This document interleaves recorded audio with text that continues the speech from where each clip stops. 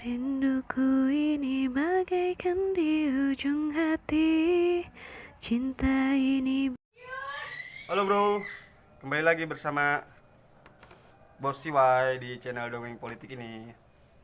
Gua balik ngojek ini ya, lagi di rumah. Balik ngojek, cuman sebelum gua mandi bikin video dulu. Biasa gua pengen ngomentari kemarin ada yang ngatain katanya apa sih, gua dibilang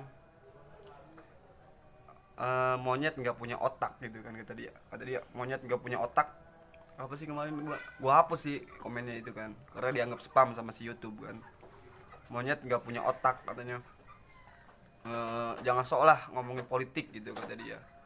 Terus dia bilang katanya gua masih percaya sama si Rocky Gerung, katanya tukang ibul gitu kan, kata dia gitu. Nah, dulu di talkshow TV One, iya kan, Rocky Gerung pernah bilang begini nih. Karena faktanya seluruh yang disebut prestasi itu Pak Ma'ruf Amin sampai marah, itu hanya menghasilkan ekonomi yang tidak bertumbuh. Satu.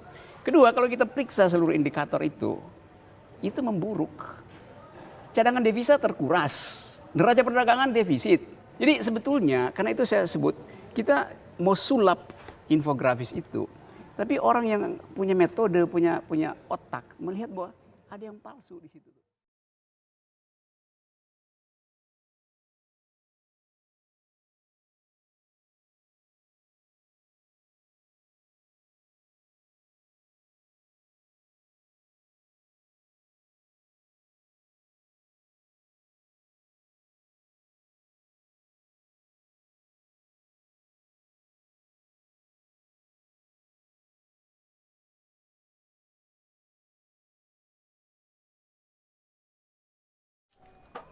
Nah kan itu kan sekarang udah jadi fakta tuh, iya kan, ucapan Rocky Gerung itu udah jadi fakta tuh.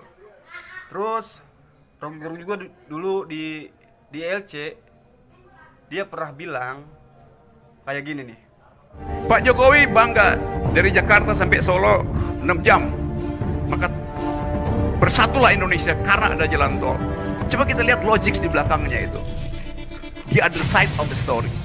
Selama Pak Jokowi jalan 6 jam, ratusan warung Tegal tidak disinggahi oleh Pas Pampres yang 200 dan rombongannya. Artinya tidak terjadi spill over ekonomi buat mereka. Banyak warung di Brebes itu bawang, telur asin juga nggak dimampiri oleh rombongan presiden. Pembatik di Pekalongan itu nggak punya penghasilan karena orang langsung pergi beli batik ke Solo, nggak mampir ke Pekalongan tuh. Usaha saya menjadi sepi, bahkan tidak hanya di usaha saya, rata-rata di antara rumah makan sekitar itu sangat mengeluhkan sekali. Bahkan sekarang drastis, bahkan setiap hari menampung tamu itu sangatlah minim sekali. Dari kebiasaan yang sebelum jalan tol dibuka bisa menghasilkan. Saya Hidayat, pedagang batik di sini. Beginilah suasana pusat batik di Kota Pekalongan. Rinduku ini bagaikan di ujung hati. Cinta ini bagai ilusi yang tak bertepi. Oh cinta. Kan itu jadi fakta tuh, iya kan, banyak pedagang batik, tukang telur pada tutup. Jadi gue cuman pengen bilang, kalau Rocky Gerung itu bener-bener dia bohong, coba buktiin aja gitu. Gue pengen lihat gitu kalau bener-bener Rocky Gerung bohong gitu. Dia bilang dia itu ngibul gitu. Ngibul itu untuk kegembiraan orang. Gua setuju sih kalau ngibul untuk kegembiraan orang ya. Ini cara pandang gue gitu. Karena bagi gue ngibul itu ibarat apa ya? Ibarat stand up comedy yang ada di Indosiar. Itu kan dia ngibul tuh. Orang pada ketawa aja kan ngedengerin stand up comedy begituan kan. Ini dia lagi ngibul tuh. Yang bahaya itu bohong gitu. Bohong itu nih, gua kasih tahu bohong itu ya, bohong itu jahat gitu. Misalnya ada pejabat negara 5 tahun lalu dia bilang katanya mau produksi mobil besar-besaran gitu kan. Nah terus udah 5 tahun itu mobil nggak ada, itu namanya bohong gitu. Terus ada pejabat negara dulu pernah janjiin mau bikin 10 juta lapangan kerja, iya kan. Terus faktanya sekarang boro-boro 10 juta lapangan kerja gitu kan, lapangan kerja yang ada aja pada bangkrut ya gitu kan. Yang kelihatan yang di TV-TV itu kan, yang diekspos sama media kan, misalnya perusahaan badan usaha milik negara atau BUMN itu kan pada bangkrut tuh. Nah di luar sana itu berarti tidak menutup kemungkinan banyak perusahaan-perusahaan swasta yang bangkrut. Contohnya di tempat gua aja kan, gua kan deketnya di sini di Bantar Gebang, tempat pembuangan sampah itu. Di situ banyak, selain pembuangan sampah iya kan, tempat pembuangan air TPA, itu juga kawasan industri. Itu banyak PT-PT kecil swasta pada bangkrut gitu kan. Lu lihat di TV kemarin perusahaan Giant bangkrut gitu. Jadi gua kadang suka jengkel sih sama orang yang kalau komen gak sopan gitu. Dia bukan yang gak sopan sih, apa namanya ya kalau kata gua, malah dia gak mikir gitu kan. Gua dikatain inilah itulah gitu. Nah sekarang kan kita ngelihat kemarin ya kan, BPJS sekarang naik, itu kan membuat kita jengkel gitu. Ya mungkin lu enak gitu kan, hidup lu udah mapan, udah ketemu. Ya alhamdulillah sih kalau udah ketemu gitu kan, gue nggak ada soal. Tapi kan ini yang lain, ya gue lah contohnya kan, tukang ojek gitu, BPJS naik, harga-harga semakin mahal kan gitu. Nah di samping kejengkelan itu, iya kan, gue ngeliat kemarin di berita itu gaji-gaji direksi di BPJS itu malah naik gitu. Jadi kan lihat, kan itu kan gak etis kan. Di samping rakyat pada jengkel gitu kan karena BPJS iurannya naik, di sisi lain para pegawai BPJS malah naik gajinya. Itu kan error kan gitu. Kalau kata gua sih error gitu.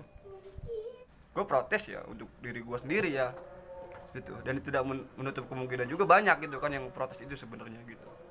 Terus gua juga itu kan ada yang bilang katanya benci sih lu katanya sama presiden gitu kan, sama Pak Jokowi.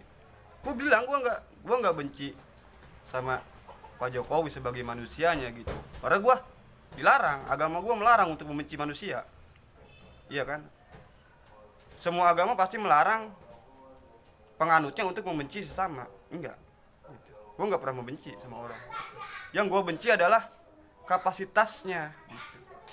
Kan sekarang presiden itu kan yang punya kapasitas, iya, dia punya kapasitas itu naikin telur, naikin beras, naikin tarif listrik, naikin BBM, iya kan, 12 kali kan BBM naik.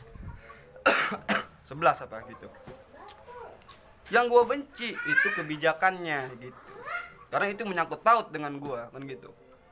Terus BPJS naik lagi, tarif listrik naik lagi. Jadi yang dibenci itu bukan pribadinya, bukan, tapi kapasitasnya. Jadi kan logikanya ke situ gitu. Udah sih ya gue, kalau itu sih mungkin lu pada pinter-pinter dah ya. Gue tukang ojek gitu kan, lu mungkin lu kerja kantoran, mahasiswa, iya kan, pada kuliah lu lebih paham ke situ. Tapi itu menurut cara pandang gue gitu. Gue nggak pernah benci sama orang.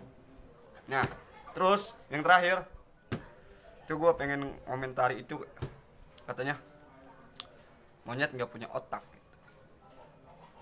Manusia itu ya, gue pengen kasih sedikit wawasan tuh kepada orang itu.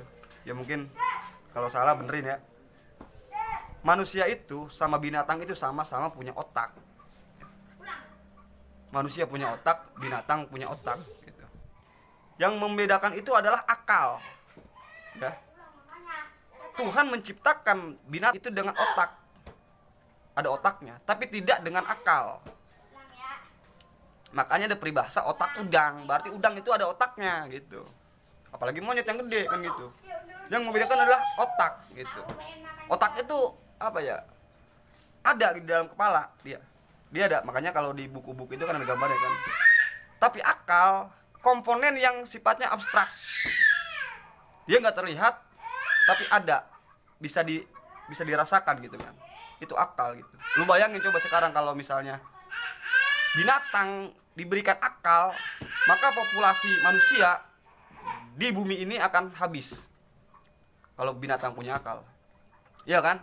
Bisa aja kan sekarang monyet berkoloni gitu kan, dia membangun suatu kerajaan untuk memusnahkan manusia, bergabung dengan binatang singa, gajah segala macem, kodok, cebong, kampret, terus kelawar, iya kan, singa, macan tutul, citah.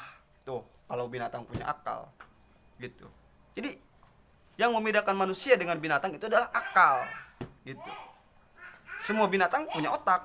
Jadi kalau gua kadang dibilang apa sih namanya, monyet nggak punya otak gitu.